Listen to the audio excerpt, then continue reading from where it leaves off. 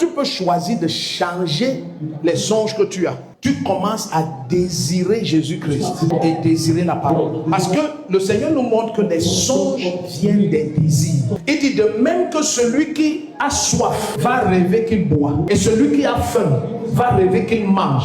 Ça veut dire que son rêve là est le fruit de ses désirs. Donc hier tu avais des songes peut-être qui étaient dus à ton identité spirituelle, dus aux connexions familiales, dus aux alliances de sang. Mais maintenant que tu es en Christ et que tu es de la classe de Dieu et que tu domines à la droite du Père, détermine tes expériences.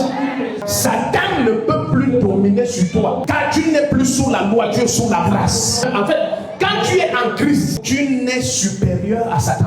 Et comme il en est d'un rêve, d'une vision nocturne, ainsi en sera-t-il la multitude. Donc tu vois, donc le Seigneur veut te montrer que les rêves et les visions viennent des désirs. Alors comme celui qui a faim rêve qu'il mange, comment je sais qu'il va rêver qu'il mange? Parce qu'il avait faim toute la journée. Et il a envoyé ses pensées sur la nourriture. Même s'il a faim, il part prier comme l'apôtre Pierre. Il peut avoir une extase et il voit le ciel. Parce que malgré qu'il a faim, son âme cherche Dieu. Le psalmiste dit dans le psaume 63 que même dans une terre aride, desséchée sans eau, mon âme te cherche. Même mon corps soupire après. Donc il dit même quand j'ai faim, c'est pas la nourriture que je cherche. Donc j'oriente mes désirs afin de dicter mes expériences. Salomon n'a jamais eu l'argent parce qu'il cherchait l'argent. En fait, Salomon dit que cease from seeking money, it is vain. Dans d'autres versions en français, on dit chercher l'argent, c'est comme poursuite du vent. Mais comment Salomon est devenu riche? Il dit à Dieu que je veux un cœur intelligent, capable de discerner le bien du mal. Dieu dit parce que c'est ça que tu as désiré.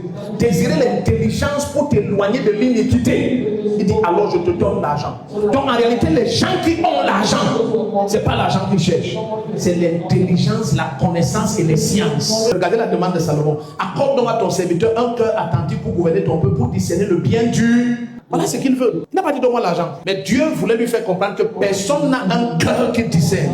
Personne n'a un cœur qui aime les lois de Dieu. Et meurt pour beaucoup d'entre vous, peut-être 90% d'entre vous. Votre argent n'a aucune connexion spirituelle. Tu te bats seul sur la terre. Pourquoi? Infidèle à ta dîme, comme si tu es un sorcier.